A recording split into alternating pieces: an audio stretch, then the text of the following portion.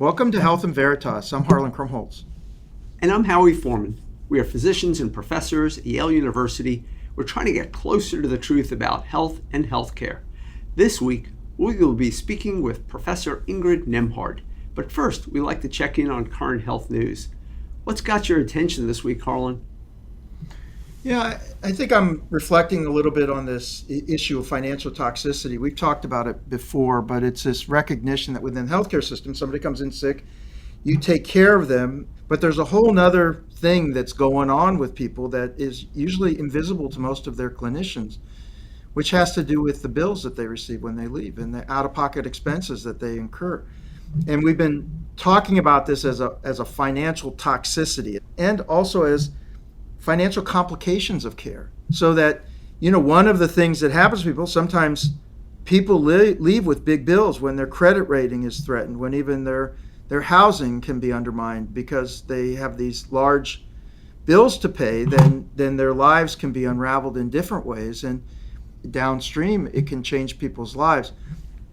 On some Saturdays, as you know, I spend time with the medical students at Yale who have a clinic for people who without insurance. And it's one of the best things I do. I mean, I leave there so inspired by the dedication of our medical students who work so hard and diligently and perform so well in the service of trying to provide care with attendings, of course, involved in integrally, providing oversight, but that the medical students are spending time really listening to these patients, trying to bring out their stories as well as understanding their health problems. And then they've arranged the clinic so that they can get them referred immediately for mental health services or social workers, and they can make sure that they get access to medications even though they may be expensive. I mean, we have frontline medications that we know are guideline recommended that often we run out of and people can't afford. I mean, we have a situation in this country where people can't afford medications that clearly provide survival benefits, but that they can't get access. In this clinic, the medical students have worked really hard to make sure that people get it, but it's one island of relief within a sea of turmoil and problems. And whenever I'm there, I'm both instilled with a sense of optimism when I see these medical students so terrific and so dedicated. And at the same time, I'm disheartened to see that there is this need for such a clinic in our country. And then this week, there was, as you know, I tweeted about this, Katie Thomas and Jessica Silver Greenberg at the New York Times wrote some really nice a pair of articles that got a lot of attention. One that was called, they were entitled to free care in hospitals and hounded them to pay. And another one was how hospital chains used a poor neighborhood to turn huge profits. And, it's quite a moving set of articles that really illuminate this issue in our country. And it just, again, this juxtaposition of being in the clinic, reading these articles, it's not that I'm not thinking about, we're writing scholarly pieces about this all the time, about the large number of people who are threatened by this. It turns out to be huge. There's Medicaid, but it's often inadequate. And in Connecticut, by the way, 1 in 4 people in Connecticut are on Medicaid now. So these are big issues, right? Some people without insurance still, we haven't gotten to zero on uninsured. And then among people insured, many people are underinsured. And even if it's not Medicaid, we've written articles about how people have insurance from premier insurers, but they end up being handicapped by out-of-pocket costs because it's under insurance for what they need based on what they had to get for their health. So anyway, Howie, this is very much on my mind. I think as a nation, we have to this in my tweet, I said, is this really who we want to be in this country? A country that punishes people who are sick, who despite all goodwill and good intentions just simply cannot keep up with these health bills. And I think it's something that demands our attention. I'll say one final thing, and I know that we're talk to Zach Cooper, and Zach's doing some really great work where he's showing these escalating healthcare costs not only are causing individuals, but it also costs jobs in regions, and it has collateral effects, not even on the people who are sick, but because of rising healthcare costs and how it sucks money out of the entire system that's available for social services and other things, it can cause income loss or it just even loss of jobs as the economy contracts because so much money is going into healthcare. So I just think this does become a major issue for us to pay attention to. And I know this is an area of specialty for you as well. Yeah, no, I share all your concerns about it. And I'll just point out, like what the Times did was point out the most egregious, clear-cut examples of abuse But the system has problems at every level, from physician fees, pharmaceutical company charges, right across the board, the insurance industry. It's like we've seen the enemy and it is us. As you pointed out, the Affordable Care Act reduced the uninsurance problem in this country substantially, but it also may not have caused, but it was completely associated with a dramatic increase in the underinsurance problem, as you correctly point out. So, the Times article just highlights the worst abuses, but there are big problems, and I think we're just going to keep coming back to them on the podcast, and I hope that we'll also start to talk about solutions. Yep, that's really important, trying to get to solutions. So let's go to our guest, Howie. Take it away. Today we welcome Professor Ingrid Nembhard. Ingrid Nembhard is the Fishman Family President's Distinguished Professor and Professor of Healthcare Management at the Wharton School of the University of Pennsylvania. Before joining the faculty at Wharton, she was faculty in the Yale School of Public Health and Yale School of Management, and our Yale School of Public Health Teacher of the Year in 2011. I was fortunate enough to work with her for over a decade at Yale. She specializes in organizational behavior and learning in healthcare. Her research focuses on improving the quality of care by examining the characteristics of healthcare organizations and their ability to learn and implement new practices. Currently, she is studying leadership and psychological safety in teams, organizational learning, how patient feedback drives quality improvement by clinicians and administrators, and more. She received her PhD in Health Policy and Management from Harvard. She received her Master's in Health Policy and Management from Harvard School of Public Health, and did her bachelor's degree with a dual major in ethics, politics, and economics, as well as psychology. So I want to start off by asking you, many people are in this field of healthcare management, oftentimes coming from either an organizational behavior point of view, an organizational psychology point of view, and you have come from a more pure healthcare management point of view. Can you tell us about how that informs what you're doing now, and maybe a little bit about how your journey from a psychology major at Yale to the important work that you're doing now happened? Sure. So first, it's a pleasure to be with you and Harlan today. It's really just a delight and a treat for me to be able to do this. It's interesting. So you mentioned that I had my degree in ethics, politics, and economics, affectionately EP&E, and psychology at Yale. And when I graduated, honestly, I didn't know what to do. Looking at those specialties, it's clear that I'm interested in a lot of different things. I couldn't quite place my finger on what it is I needed to do. The options were investment banking and consulting at that time. I was supposed to choose one of those two things. That's what you apparently do when you're a Yale undergrad. And I knew that wasn't right for me. And so I ended up graduating without a job. But I landed in a job a couple months later working for a health insurer. And if it weren't for that, I wouldn't actually be in healthcare management today. But when I was working with them, one, I got a glimpse of healthcare and started to understand that healthcare was more than medicine, that there were ethics, politics, economics issues, and psychology issues. And for me, it was like, whoa, there's an industry that's wrestling with all of these different things. And so my heart was sort of captivated by the ability to apply those disciplines, but also to be in healthcare and have that sort of be able to have impact in that way. Now, within healthcare, you could choose any number of things, right? You could focus on operations, you could focus on strategy, you could go do the investment banking in healthcare. But for me, when I was working in physician contracting, so I was having the opportunity to really talk to physicians, clinicians, hospital administrators, and some of those conversations were about money, for sure. But as we were having those conversations, I was really struck by, for me, it was, wow, there are a ton of organizational issues happening here, whether we're talking about innovation or implementation or marketing, any number of things. But I was starting to be struck by this idea that the organizational side of healthcare really mattered to clinical outcomes. And that has been something that has drawn my attention for years, and I still think is very relevant. And honestly, I don't think it gets as much attention as it should.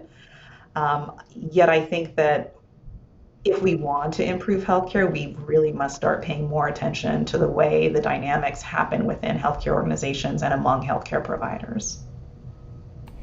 Just as a start to give people a little sense of the type of work that you do, first of all, let me just say, when I look at the body of work that you have, it is filled with optimism. Like, it is all about how to move forward, not looking back at what went wrong, but really what we can do to look forward. But can you give us an idea of the type of learnings that you've had during the pandemic in terms of, like, what positive lessons have we had from that? Hmm. So the pandemic has been really interesting because it showed us how important a lot of organizational things are, like supply chain management, which most people didn't think anything about. Most people had never heard of PPE or personal protective equipment. The world became much more educated about those kinds of issues. I think we learned a couple of things from the pandemic. I think we learned one of the things that I've been studying recently is creativity in healthcare. And the pandemic showcased the ability for healthcare professionals and healthcare organizations to be creative. And I think for a while, for many years, we've thought of healthcare as being relatively stagnant. There's, the sort of the famous number, it takes 17 years for an innovation to actually become evidence-based or become practice. So we think of healthcare as a slow-moving industry, but the pandemic really showcased the ability for healthcare workers to bring the most creative ideas possible for dealing with issues in healthcare. And for me, you're right. Perhaps I'm too much of an optimist, but I saw in there the potential to deal with things like social determinants of health, to implement new innovations quite quickly. There were so many learnings that I think we can take from that. And so my hope is that we'll take that example and be able to say, okay, healthcare can be creative, and we can take that and start to deal with things like value-based healthcare. Some of these really tough issues that we've been struggling with for many years now, we'd be able to do that. So I think we saw the creativity of healthcare professionals. I think we also saw something else, and this is biased by what I study. I think we've also seen the importance of creating positive work environments for healthcare professionals. And they every single day give their very best for patient care.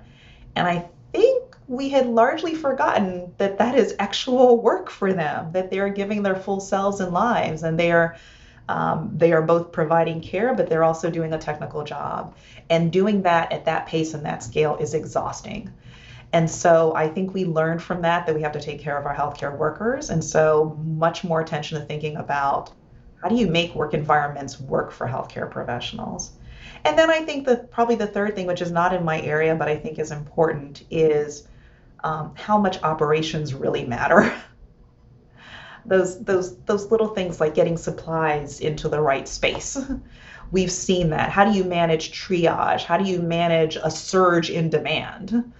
Some of those things I don't think we paid as much attention to. Yes, there were always studies of emergency departments, but now we really saw at a different scale the need to think about operations management and patient flow. By the way, I love your optimism, and I think your work is so important in helping us think about how we can improve. It thinks systematically about the way that we do our work and tries to help us see what we can do better and what changes need to occur. You wrote that creativity and standardization are complements, not antagonists, in the piece that you wrote about how the pandemic fostered creativity in healthcare.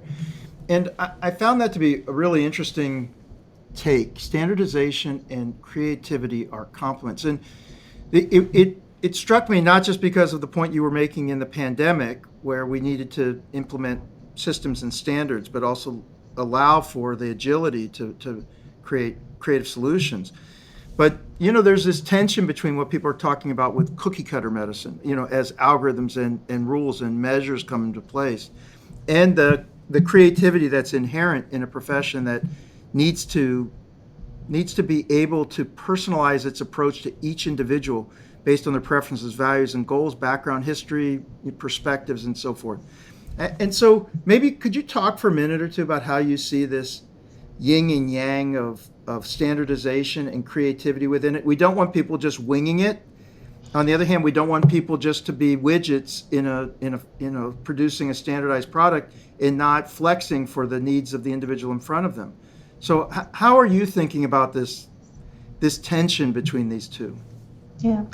So I think you actually said it quite nicely. I don't think of it as attention. I really do think of it as complementary. So to the extent that we look and we have standards, standards provide us with a threshold to be able to think about how we deviate and give us sort of the baseline that we may then be creative upon that. And on the flip side, we think about creativity as providing the opportunity for us to discover things that we would ultimately want to standardize. And you need both in healthcare. There's this. Can you give an example of where you've seen this that really sort of shows this to folks about how this works? Okay, so imagine that we have a standard for care for heart attack, right? And we do. Like there are certain things you're supposed to get an aspirin. There are certain things you're supposed to do when somebody is having that kind of clinical experience. We should have that. We want to have, nobody wants to use cookie cutter care, but we should have evidence-based medicine. That should be a threshold by which we provide care to patients. That said, we might think that there are opportunities to, I'm going to say, creatively have that happen. And so when we use the term creative as scholars, we're talking by definition about something that is both novel and useful. And so maybe that is a new protocol that allows the aspirin or something to be administered to the patient that we hadn't thought about before. That doesn't change the fact that the patient needs to get the aspirin, but maybe the way in which we deliver it, the timing, the situation, all of that are areas in which we can explore and be creative, and that might actually lead to improvement. And that would then be the process by which we would then standardize. So I think that they are complementary in that sense. Yeah, they cycle, right? Because if you're successful, it becomes the next new standard that you're implementing. Exactly. And with each one of those, we're moving to a better, higher performance for care. Right? There's no need for us to stay at the sort of the initial starting position if that creativity elevates to where we're going. And that's where we want to go. Given the amount of technological development and advancement of knowledge in healthcare, it's somewhat ridiculous to think that what we were doing in 1990 is what we should be doing in 2025.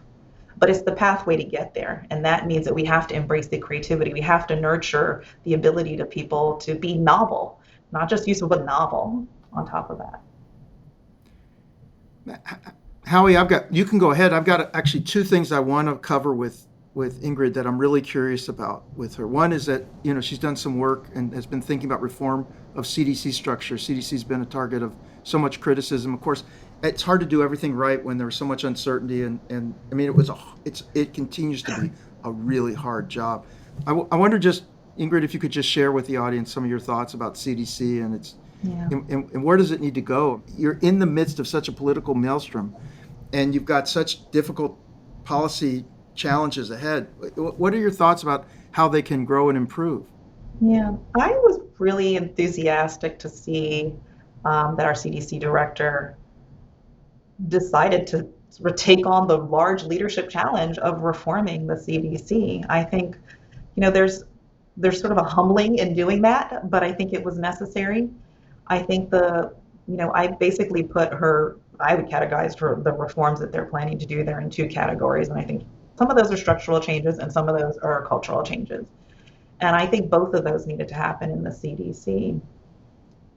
I think about the CDC as being in a really challenging set of circumstances. I mean, the level of uncertainty about how this pandemic would happen was great. We know a lot. I think the management literature has taught us about the challenges of working in ambiguous and uncertain environments. And one of the things that is most important in that situation is to realize that that is the environment that you're in, and to acknowledge that that is the environment that you're in, and to really take it as a learning opportunity and to present it that way to those who are working, right? So there are people within the CDC, I have to imagine, who kind of knew that some of the decisions that were being made may cause confusion for the public. Some of the things that were said were going to cause confusion. But maybe they didn't raise their hand to speak up. There may be some issues with that. I don't know, but it sounded like in some of what I've read that there may have been some of those issues within the CDC to speak up and say something. I think the movement to a culture where you are able to speak up about different things that you see happening, that you're willing to admit the uncertainty, that people are willing to bring their heads together to talk about, okay, here's what we know, here's what we don't know. How do we go about presenting this to the public in a way that is understandable to them, I think is quite important. The challenge the CDC has is that we know that it takes a long time to build up trust and a minute to break that trust. And the CDC has lived through that. And so now it's in that cycle to have to build it up again. Maybe there are 2020 guessing, but being able to say to the public, here's what, very truthfully, here's what we know and here's what we don't know, and pretending we know everything in the early stages is maybe not advisable. And I think they learned that through this process. I do think that the move to opening up the culture of the CDC, thinking about how you rotate people through the CDC, all of those structural changes are a move in the right direction. I think they need to be prepared that there's still probably going to be blips, and I think we're seeing that happen again, but acknowledging those blips, a lot of it will fall on the leaders at the CDC to be able to, there are leaders and there are people working in the CDC, and both of those levels have a role to play, but the leaders play a fundamental role in saying, this is what we know, this is what we don't know. I need you to come and tell me what the problems are. I need us to come up with a plan. Here's how we're going to talk about X and Y issue. And I would say it's probably not a bad idea to bring in a couple more management people to talk about marketing. How do you message publicly? Companies do this all the time in ambiguous situations, and their expertise that I think they could be drawing on more. I think there are healthcare management researchers that are available to help them navigate and deal with some of these issues. In many ways, it's like trying to convert a cruise ship into a hospital while it's at sea. I mean, this is a organization that has a great history behind it, but it's not used to dealing with a massive crisis of this magnitude and managing its own transitions at the same time. I am curious to know if there is a large literature about managing companies during times of crisis, but this is about managing a company that is in the business of managing crises and managing it during a crisis. I think that's what was maybe so shocking to many people, is that this was the moment that everybody thought they had been training for. And so in some sense, there were wonderful moves made, and then there were other senses where you wish it had been different. And I'm sure they've experienced that, and they've felt the political consequences of that over and over again. I think they're smarter now. There's no way they're not smarter now. There's no way they didn't learn from what they have experienced over the last 2.5, almost 3 years. The challenge will be to take those learnings and standardize some of them, as we were talking about, Harlan. Some of that is to standardize the things that they learned work, and then also to say there are opportunities for doing better and start to get creative about how they do that. And sometimes do a little experimentation is not a bad thing. And I think they're in that space now where they can do that, and they have the liberty to do that. So as we get to the end, I just want to hit on two quick things, maybe just quick impressions of things I know that have been on your mind that you've been working on. One of the issues that interests me is how do you foster a safer environment for patients? How do we promote patient safety to a greater extent? You talk about psychological safety in improving workplaces. I know that some of this is about the environment for clinicians, but also that people can be honest about what they see without worrying about retribution. Can you just give us a kind of your quick take on what needs to happen there to help clinicians, generally nurses, doctors, everyone in healthcare, be able to admit mistakes and talk freely about problems so that they can elevate it? Is there a way that we can actually get there? Yeah, so this is probably the question people ask me most in life. How are we going to make it psychologically safe? And I like that you drew the connection between patient safety and psychological safety, because I do think that's fundamentally important. And it is the motivation, I think, in many organizations for thinking more about psychological safety. What if somebody said you're about to administer the wrong medication to that patient? Right, and so we think that this correlation, right? But there is a large evidence-based literature now about the relationship between psychological safety and a number of organizational performance metrics. That patient safety and that psychological safety together they're correlated in my mind for sure. So what do you do to increase psychological safety? There are a number of things you can do. The number one thing the literature would say, and my own research shows this, is that it is really contingent on the behavior of leaders in each organization, whether they are accessible when people have something to say, whether they invite input, do they demonstrate their own fallibility to others, do they demonstrate the behavior of acting up and speaking out. Those are all things that individual leaders can do and actually need to do in order to create more psychologically safe places. We also things that organizations need to do. So they need to align psychological safety with their goals. They need to align it in their reward structure. What happens to the person who raises an issue? Do you cheer them? Do you promote them? Or do you not? Do they suffer consequences? They get the bad hours, they get the night shift, those kinds of things. We all have seen evidence of things, people suffering negative consequences for speaking up. So organizations have a role to play too in that regard. They have to provide the infrastructure for people to be able to be safe, and leaders have to be that sort of frontline voice and that frontline opportunity for psychological safety to be cultivated.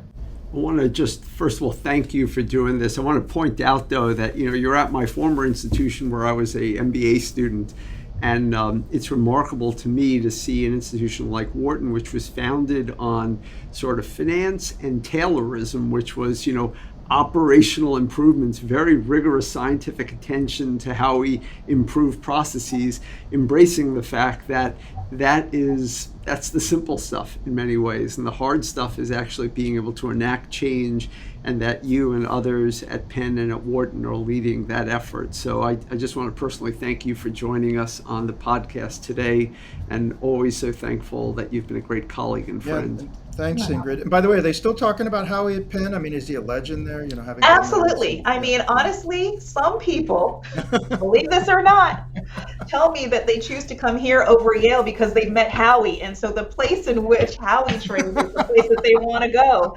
So it's been really interesting in that regard. I'm like, I could go to Yale, but Howie trained here, so I'm going to go there and be with you. I'm like, okay. He's very good advertising for Wharton. Thank you so much, Ingrid. It's great to talk to you. Thanks, Ingrid. Thank you guys very much. So Howie, that was great. I was so happy that Ingrid could join us, and she's always full of insight. So now we're going to pivot to this part of the podcast, and for you to tell us a little bit about what's on your mind. Yeah, so over the weekend, I think it sort of came to a head, the protests that are going on in Iran. There are large numbers of people rising up against the autocracy and the authoritarian regime, standing in solidarity with women regarding their desire to wear a hijab or not, or whether to cut their hair or not. Simply put, for their freedom to live their lives as they choose. Iran, as has long been known, is a repressive society. And you and I both know many, really many physicians and or scientists both who have escaped that regime, come to Yale and other places nearby in order to have the freedom that we in America take for granted very often. And the demonstrations have occurred in dozens of cities, including the capital of Tehran. Iranian authorities, in turn, have now restricted internet access. They've killed dozens. They've maimed many more. They've imprisoned at least 17 journalists as of this past weekend. The nominal trigger for the protests was the death at the hands of the, quote, morality police of Mahsa Amini, a 22-year-old woman accused of not properly wearing her hijab. So I bring this up, why on a healthcare podcast am I bringing this up is I just want to say we take our freedoms for granted. I can say what I want and do what I want on Twitter, on this podcast, and print, and not fear government reprisal for my free speech and for my generally free actions. And while we may not have absolute separation of church and state in the United States, it's generally assumed, and religion does not restrict our behaviors in other ways, and certainly nowhere near the level of the Iranian people, but it's worth keeping this in mind. Over the summer, we have seen our government further restricting women's rights to abortion. We've also seen governors and private groups attempting to stop transgender adolescents from receiving gender-affirming care. These may or may not be motivated by religious beliefs, but they do represent substantial intrusion of government into the private lives of patients and their physicians and families. We should all stand with the people of Iran during this very difficult time, hoping that they can live freely as we have done historically, but we should also not take our own freedoms for granted, and we should continue to be on the watch for incursions on our freedom. Well said. Well said. You've been listening to Health in Veritas with Harlan Krumholtz and Howie Foreman. So how did we do? To give us your feedback or to keep the conversation going, you can find us on Twitter. I'm at HMKYALE, that's HMK Yale. And I'm at the Howie, that's at THEHOWIE. You can also email us at health.veritas@yale.edu. Aside from Twitter and our podcast, I'm fortunate to be the faculty director of the healthcare track and founder of the MBA for Executives program at the Yale School of Management. Feel free to reach out via email for more information on our innovative programs, where you can check out our website at som.yale.edu/EMBA. Health in Veritas is produced with the Yale School of Management. Thanks to our researcher, Jenny Tan, and to our producer, Miranda Schaefer. Talk to you soon, Howie. Thanks very much, Harlan. Talk to you soon.